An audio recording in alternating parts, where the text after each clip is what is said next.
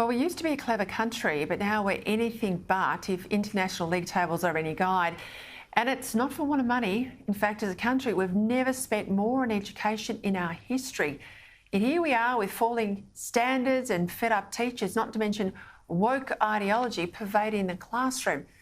This week, Federal Education Minister Jason Clare announced plans to plug the teacher shortages by fast-tracking professionals into high school classrooms and promising he'll consider union demands for a 40% pay rise for teachers. 40%. To take a close look at all of this, I'm joined now by former Education Minister, now Shadow Minister, Alan Tudge from Canberra. Alan, great to have you on the show. Let's start with this push by the unions to lift teacher pay by 40%. What do you make of that? G'day, Peter. The issue with teacher salaries is not overall it needs to be lifted, because the starting salaries are actually quite competitive compared to other professions. The issue in Australia is that the differential between your starting salary and where you end up at the top of your game is only about 40% difference. Whereas, of course, in other professions, be that engineering, in law, in medicine, whatever, it'll be 2 or 3 times what you're earning when you first start out.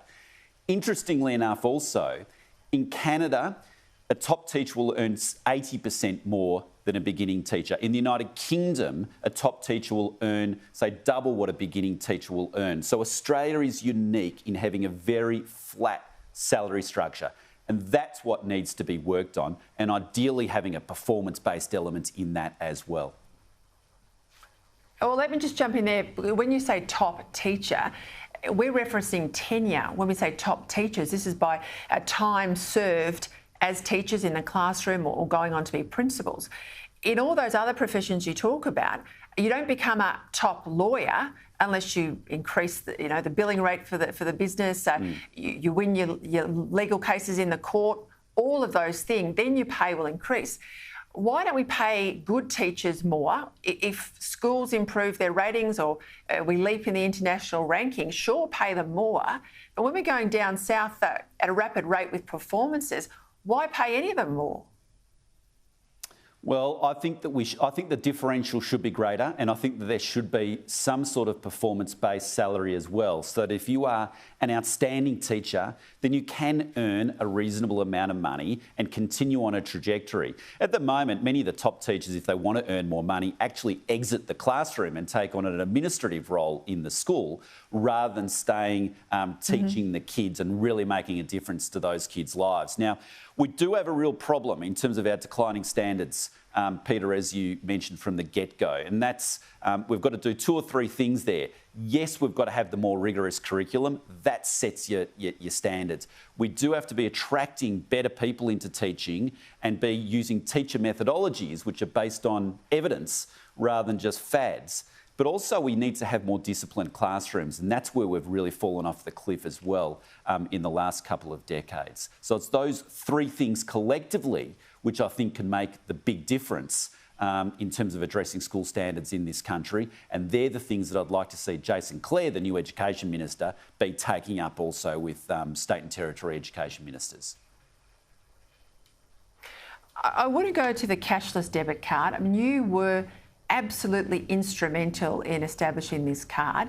Help us understand the impact that Labor's decision to abolish it is going to have. I'm really angry about this, Peter, because I think that the abolition of this card in the communities where it has been will inevitably lead to more women getting bashed and more children getting neglected. And I don't say that as an exaggeration. I think it's the inevitable consequence of putting hundreds of thousands of dollars of welfare cash into these grog-soaked communities. I mean, anybody who's been to these to many of these remote communities knows that alcohol is the poison that runs through them. The assault rate against Indigenous women is off the charts. The hospitalisation rate is extraordinary. 1 in 35 Indigenous women every 2 years is hospitalised from assault in remote areas, 75% of which is related to alcohol.